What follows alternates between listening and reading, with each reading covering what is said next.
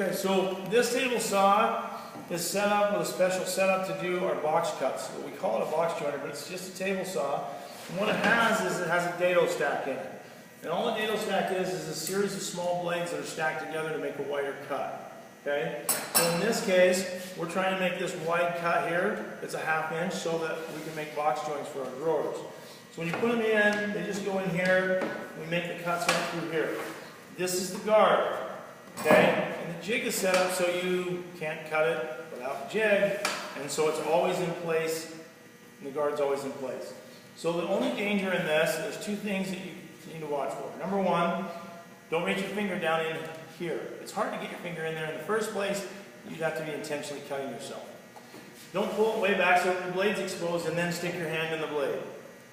Other than that, you shouldn't be able to get cut here. Okay? We do, however, use this sometimes to cut grooves. So when we're cutting a groove, that means we're going to cut into the wood but not through. Okay? So we're going to set this up here and we're going to run this through to make this cut so that we can cut a groove in here. So when you're cutting a groove,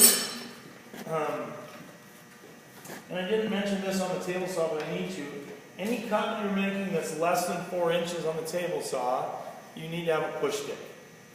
If it's 4 inches or wider, you can cut it with your hand. You don't need a push stick. You can still use one if it makes you more comfortable, but you don't have to have one. But 4 inches is that measurement. So if the fence is set at 4 inches or smaller on the table saw, you need a push stick.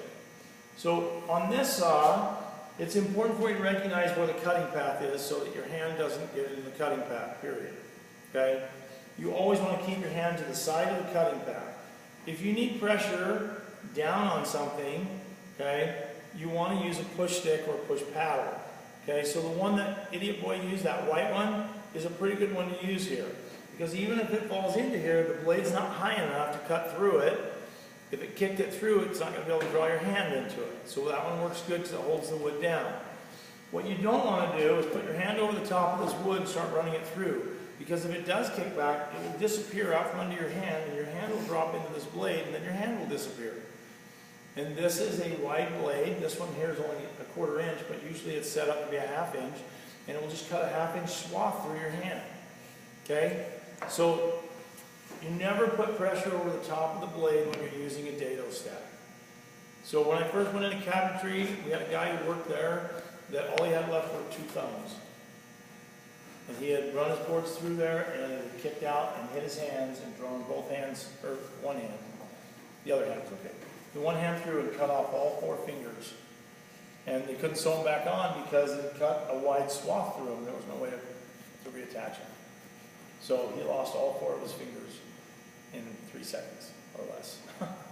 That was a lot less because it goes ching, and they're all laying there and he's rubbing it on. It was bad. So I wasn't there when that happened. It happened years before I worked there, but that's what had happened to me.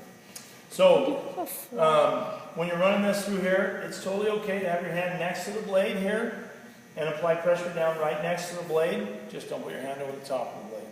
Okay? Most of the time, if I need to be that close, I'm much more comfortable with the push paddle. And so there'll be push paddles here for you to work with to do that. Okay? That's the Dado Stack and what you need to know about that. Okay?